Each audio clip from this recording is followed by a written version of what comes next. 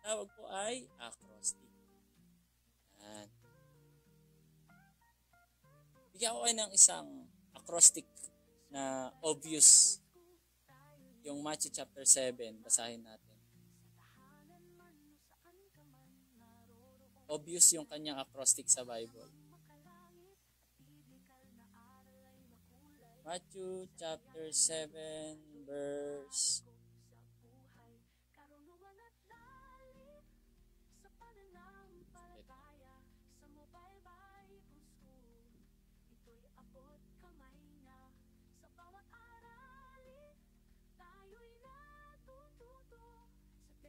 7:7. Matthew 7:7 hanggang 8. 7 to 8. Ito, isang buong phrase siya, maintindihan natin. So textual, pwede tayong gumamit dito. Pakibasa nga po sa English. Sino pong may gustong bumasa sa English?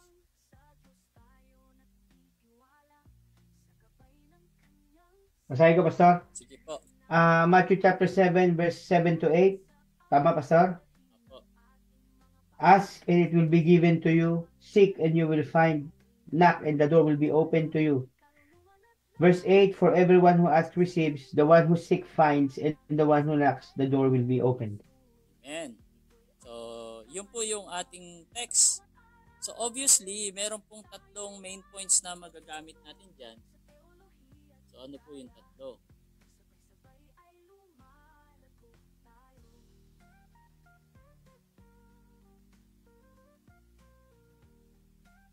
Tatlong main points. Ask and it shall be given. So, ano po ang main idea muna? Gawa tayo ng process. Main idea dyan, ask and it shall be given, seek and you shall find. So, ang pinaka-main idea, tama po ba ako, is all about prayer subject? Amen, Pastor. Amen. So, prayer. Nakikita niyo po yung presentation? May tinype ako, prayer. Amen po. Okay. So, ayan, prayer. Tinype natin. May naririnig din po ba kayong nagko-construction sa tabi ko?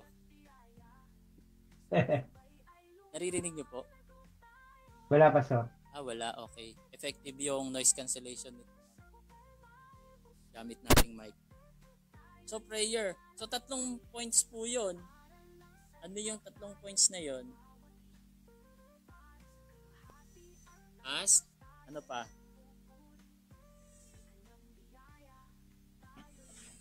Seek. Seek. Knock. Knock.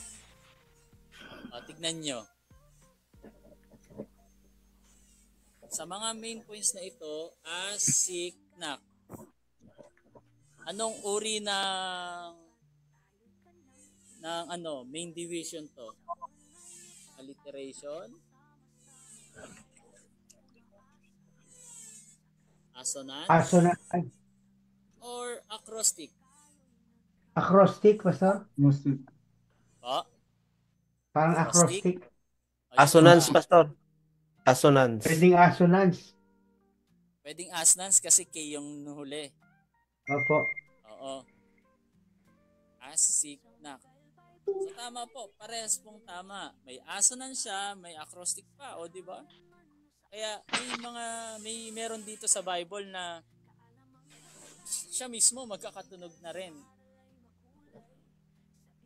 Naka-outline na po siya na nadi-discover natin.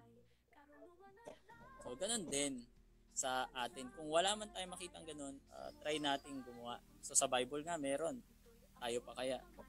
So, assonance na siya. Type ko lang yung Assonance.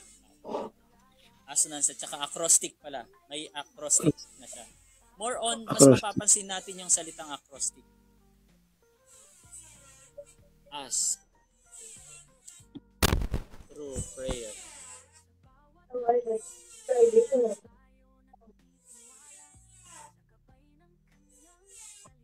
Yan natin. Asking through prayer. Hindi naman lahat ng prayer kasi ay asking. Pwedeng ang praising or papuri sa Diyos ay prayer din. Thanksgiving, prayer din yon. Pero yung asking, how to ask. Ayan. So, ang magiging ano how. Kasi mga process ito kumbaga ay verb siya. Yung asking, seeking, and knocking are verbs. So, ang magandang ilagay is how. And then, ito yung interrogative statement natin, is. And then, madali na yung proposition. Ipapropose lang natin. Then, yung ating keyword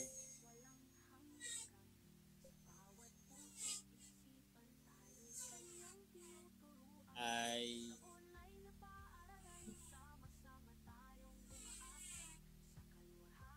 process. Secret. Pwede rin secret. Process. Bahala na po kayo. Process ang sa akin. Pwede nyo po. So, yan. Nagbigay na ako ng another example ng atin pong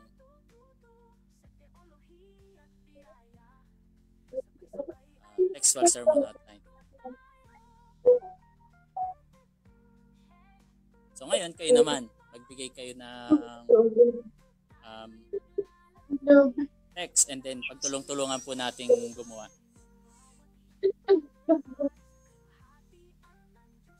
Sa mga nanonood po sa atin pong live stream, pwede po kayong magbigay din ng example.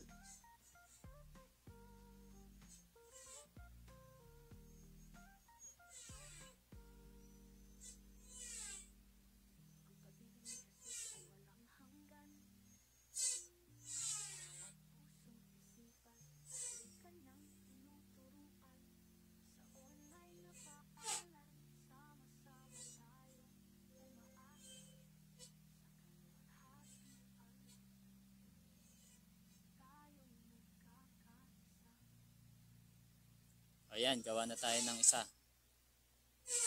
Sinong gusto magbigay ng verse?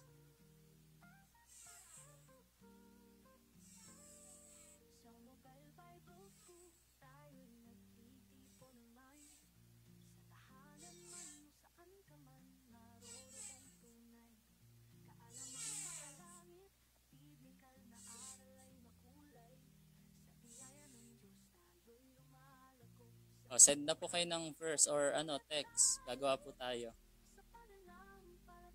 Joshua 1:8, Pastor. Joshua 1:8. Okay, maganda po yan.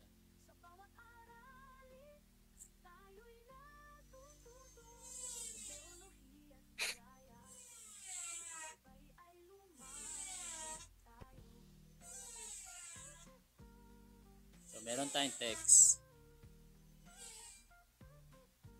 Joshua 1:8.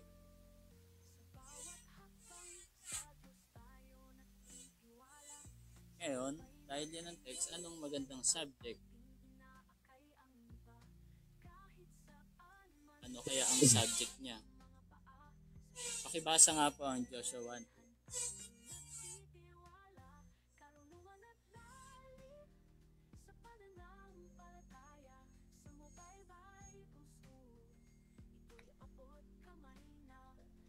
Joshua 1:8.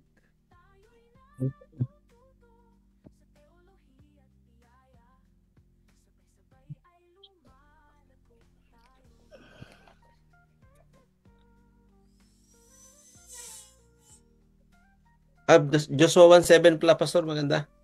7. Bakit pala yung inano ko? 1:7.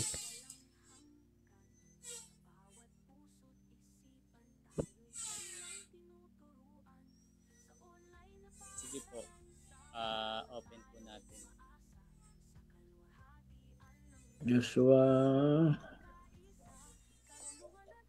1:7. Be strong and very courageous. Be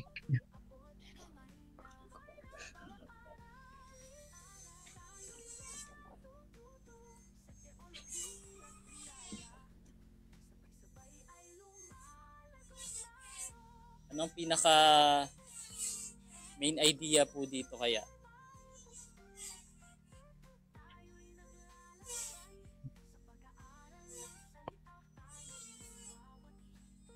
Parang Pastor Word of God din, Pastor Opo, kasi yung salitang low. Opo.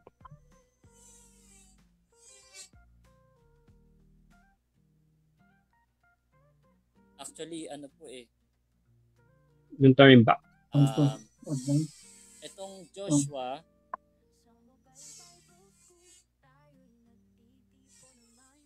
seven,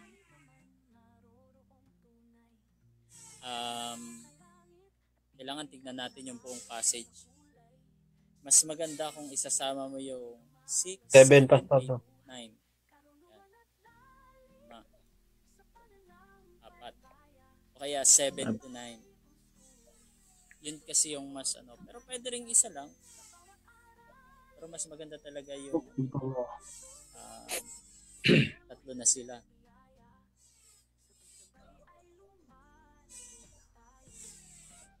Kukuha tayo ng isa. Kukuha natin 7 lang. Pero mas maganda talaga kapag 7. Try muna natin 7 lang.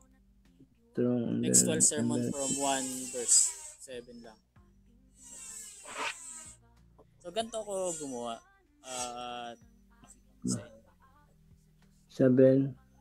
1-7. Only thou be strong and very courageous. So, titignan natin, may dalawa ng pagkakahati dyan.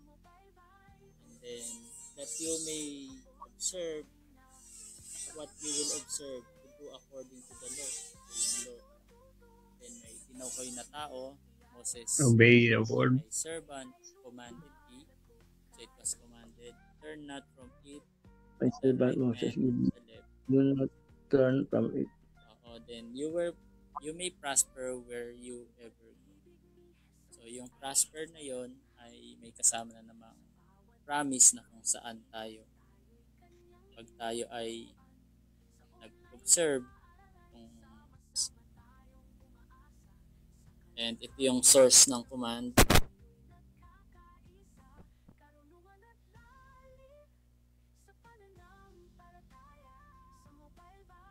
Turn not from the line, and then ito yung direction or command din ito Huwag ka daw kakaliwa, huwag kang kakanan. So it's a commandment na naman. And then there are true promises or blessing. Benefit. What are you doing? So ganyan po ako maghati. Okay. So sa Joshua 1:7, meron tayong makikita dito na parang magkakaano. Meron tinatawag na advice, merong commandment, at merong promise.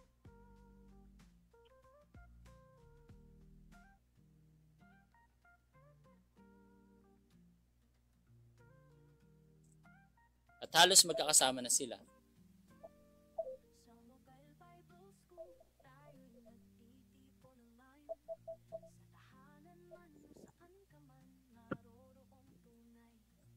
May naisip ako para mag-alliteration siya. Itong isa ay advice. Then ito is yung author. At itong isa ay yung award. Di ba? May tatlo na agad tayo. So tatlong A ng Joshua 1:7. Ngayon wala tayong ano tong tatlong to. So you have to, kung meron tayong tatlo, anong tawag dito sa tatlong to? So, mag-iisip na naman tayo ng pwedeng magtali sa kanila. So, it's all about the Word of God din. Di ba? Yun ang sabi natin kanina. It's all about the Word of God. At ang teksto natin ay Joshua 1:8. Then, gagawa tayo ng team. Hindi naman pwedeng team yung Word of God. Obey the word. Kayo naman po ang magbigay ng na connected sa kanilang tatlo. Ano po 'yon? Obey the word. Obeying God's word. Obeying the word. God.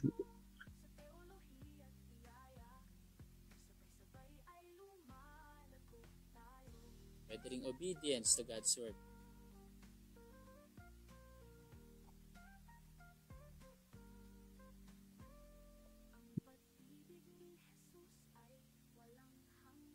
natin, may tatlong kailangan gawin. Joshua 1:7, merong tatlong susi o three keys.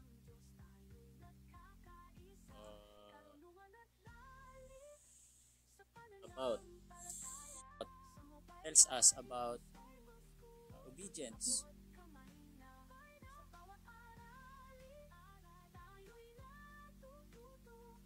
So, first key natin,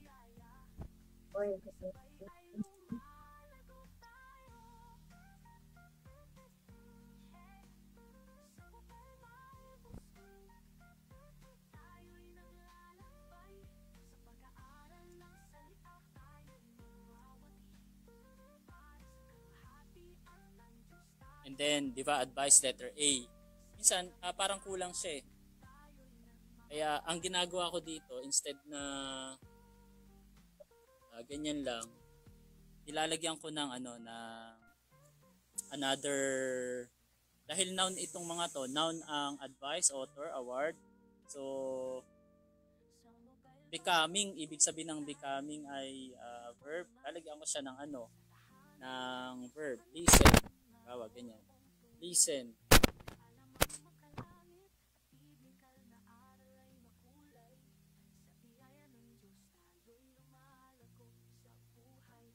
Listen to the advice. Second,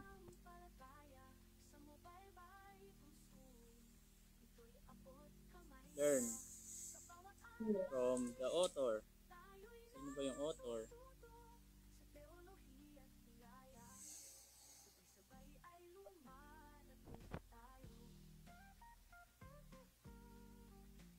Second key. And third,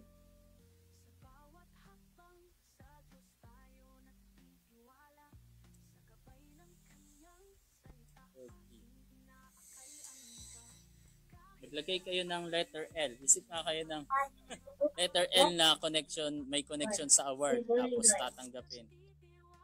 What are you doing? Nga po. Hey, somebody. Ano ba the camping house? Yes. You put the guy. Then you are na.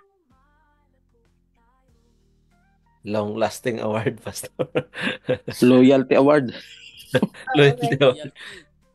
Ano po? Long-lasting Para award. maging parallel siya, verb din dapat. Ah, What is it? The camping guy is right. okay. A verb.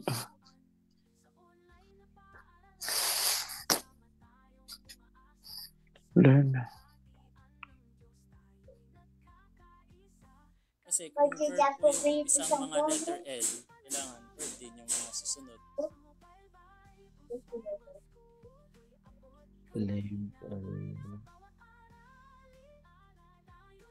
Yung susi. Learn.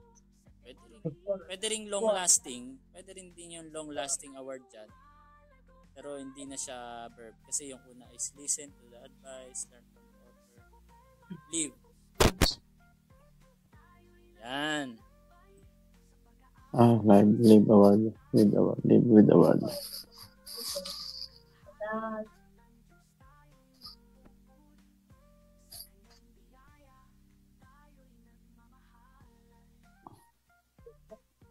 Listen, learn, and live. Ayun. So, nakagawa na tayo. Yan, aayusin nyo din kung yung strong at courageous ay meron ka pang ibang naiisip na salitang strong na letter C ang pwede niya magsimula. Or OUS ang last nung na yun. So, ito dapat yung mga main points natin is Roman numeral ang ilalagay po natin talaga dapat yan. Then yung susunod, ganyan po kasi magbalangkas, parang pinag-aralan po natin ng elementary kung paano magbalangkas. Then sa pagbalangkas ay susunod sa Roman numeral number 1 is yung ABC.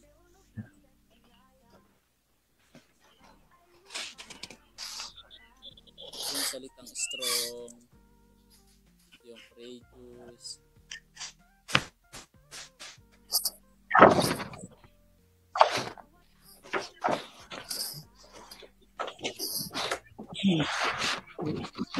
Ayan, magawa na tayo actually. Tapos ito, lalagay nyo na lang kung anong verse ito galing.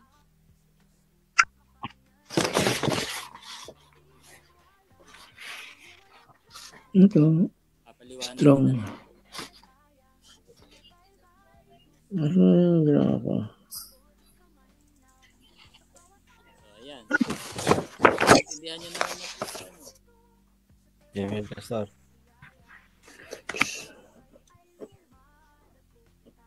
Kayo po, baka meron kayong textual outline dyan na example. Pwede rin po kayo magpakita.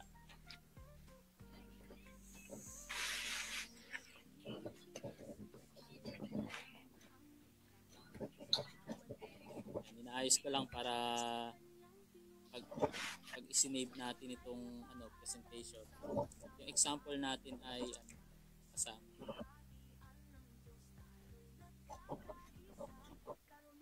Itong whithersoever you go, presence. Kahit saan daw, paprosper ka. Ibig sabihin yung presence ni Lord, yun yung prosperity natin. So, letter P, dalawa na yung naisip ko. Prosperity at saka presence. Dun sa third P. At maganda, may mga question din dyan. Halimbawa, live with awards. What are those awards? Maganda rin kasi lalagyan natin ng interrogative dito. Ibig sabihin po, Pastor, kuha na, sa ginawa nyo para example, ang ganda kasi, kuha na yung subpoints niya, no? Opo. Yung ginawa, Given. kasi kuha na po yung subpoints, Pastor. Ang ganda po yung, presentation. Opo. Nandun na lahat eh. Paano pa yung verse 7 ay 8? Ganda rin yung 8 at saka yung 9. Maganda rin po yung 9 actually about meditation. So, ito, example pa lang. Minsan, bali-baliktad. Ang tawag dito is titignan din natin yung progress eh. Halimbawa, listen to the advice. Ikalawa, learn from the author. Ikatlo, with awards. Ito, pwede natin itong gawing number 1. Itong author. Kasi mauuna yung author bago kung kanino manggagaling yung advice. Ang tawag doon, progression. Minsan, may mga balibaliktad na pwede mong isaayos sa isang verse. Kung anong dapat na mauna. O ganun po. So ako, pag i-analyze kong itong mabuti, itong learn from the author, ito ang gagawin kong pangunahin. So ipapakilala muna natin na may law na kailangan nating i-observe. Actually, itong observe, itong salitang observe, ito yung magandang gamitin natin sa introduction. Yung salitang observe na yan. Yung observing is same sa word na obeying eh. Hindi yung observe na titingin ka lang. So, pwede kang gumamit ng Hebrew word sa salitang observe. Kasi alam nga namang nag-o-observe lang, tumitingin lang, bumabasa lang, di ba? So, meron din yung deep meaning na dapat na gagamitin po natin.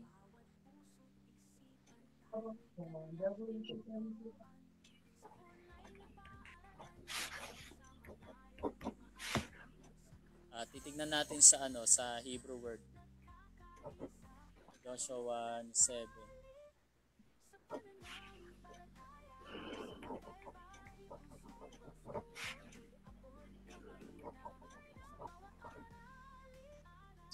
Keep, to retain. To keep, to guard. Diba?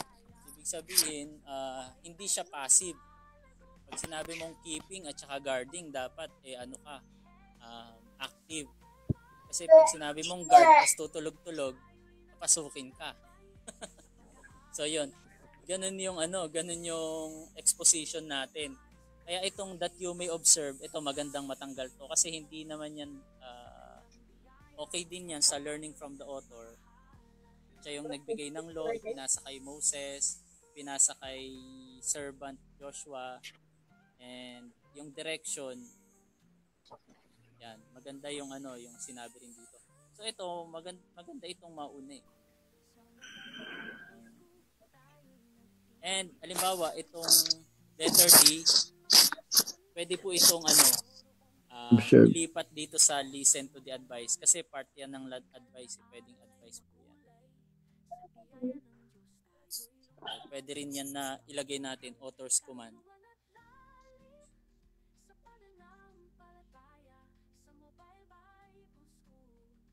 Sa command na yon may direction.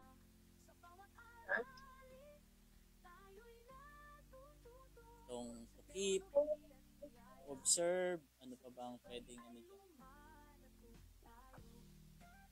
Keep, observe. Yan, meron pang isang word dito na nakalagay. Charge.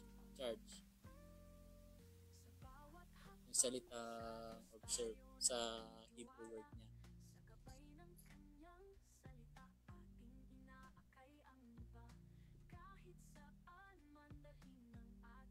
So actually ito maganda ilagay sa intro to, kahit i-isolate natin.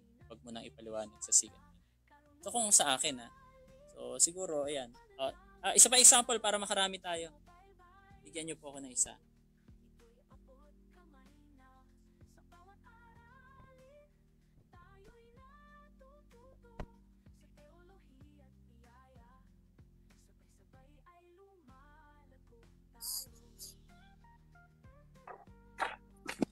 Yan, sa mga nanonood sa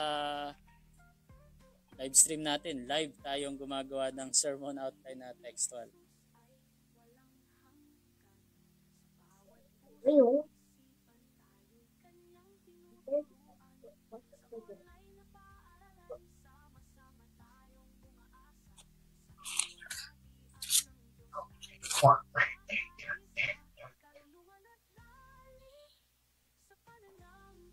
Kung wala na, siguro time na.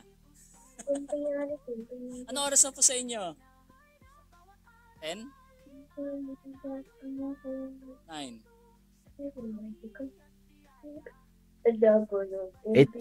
pa lang. 8:35 pass. 8:35. Meron pa tayong 1.5 hour bago mag alas 12. Joke. So, ano po?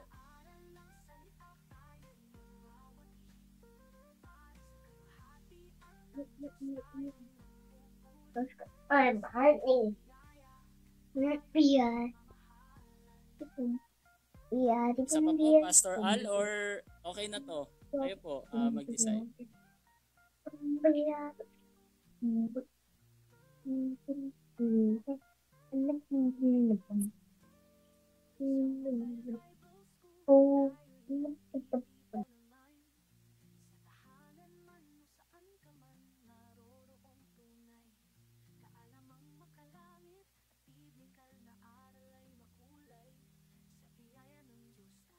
Nakamute po kayo, Pastor. Nakamute pass.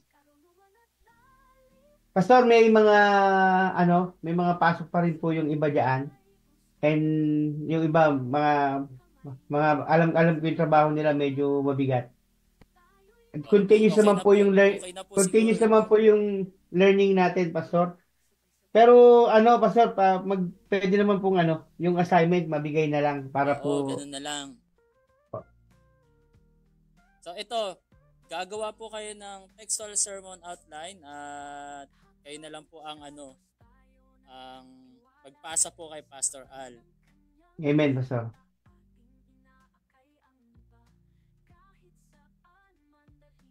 So ayun na. So maraming salamat po muli sa bawat isa at pagpalain tayo ng Panginoon. God bless po sa lahat. Pwede na po tayong mag-closing prayer.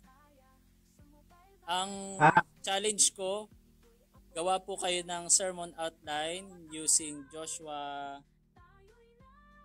Hindi, kahit ano na, bahala na po kayong gumawa. Basta textual po yan. Malaya na po kayo. Ganun na lang para mas madali. Sa Amen. expository, yun, dun ko kayo papahirapan.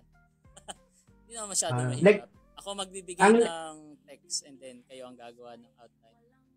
Ayan, Okay. maraming salamat po. Closing prayer na rin po tayo siguro. So Pastor, next teaching po natin, expository, ano? Opo, yun na yung beginning ng expository po. Opo. Ibang subject na po yun. Homiletics din siya, pero actually consider siya as one subject na. Opo. Sige po, usap na lang po tayo ulit Okay, pagka thank you ano po. ka. Maraming salamat po. God bless us all.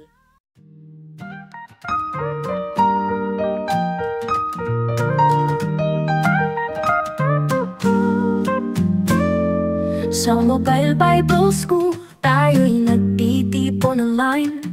Sa tahanan man o saan ka man, naroroong tunay. Kaalamang makalangit at biblikal na aral ay makulay. Sa biyaya ng Diyos, tayo'y lumalago sa buhay. Karunungan at lalim sa pananampalataya. Sa Mobile Bible School, ito'y abot kamay na. Sa bawat aralin, tayo'y natututo sa teolohiya at biyaya. Sabay-sabay ay lumalago tayo.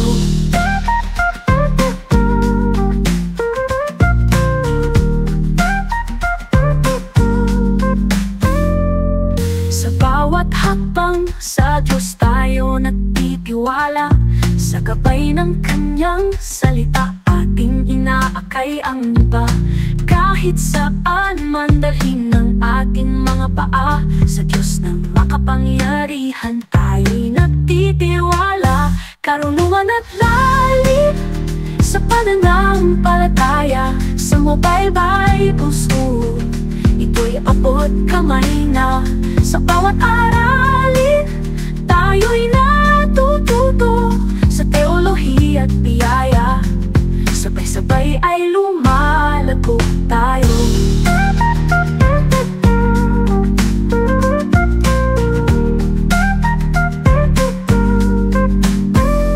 Ang pag-ibig ni Jesus ay walang hanggan.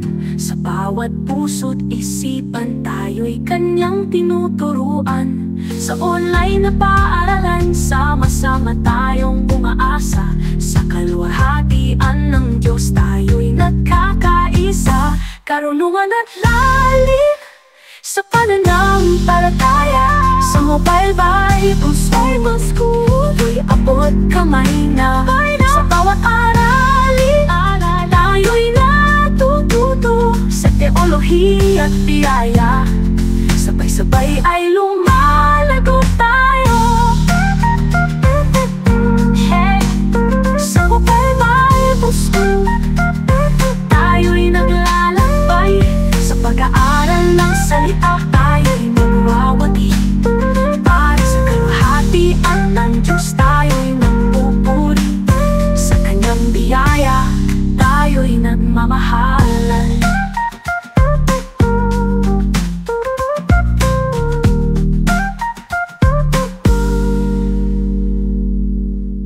Ang pag-ibig ni Jesus ay walang hanggan. Sa bawat puso't isipan, tayo'y kanyang tinuturuan. Sa online na paaralan, sama-sama tayong umaasa. Sa kaluwalhatian ng Diyos, tayo'y nagkakaisa.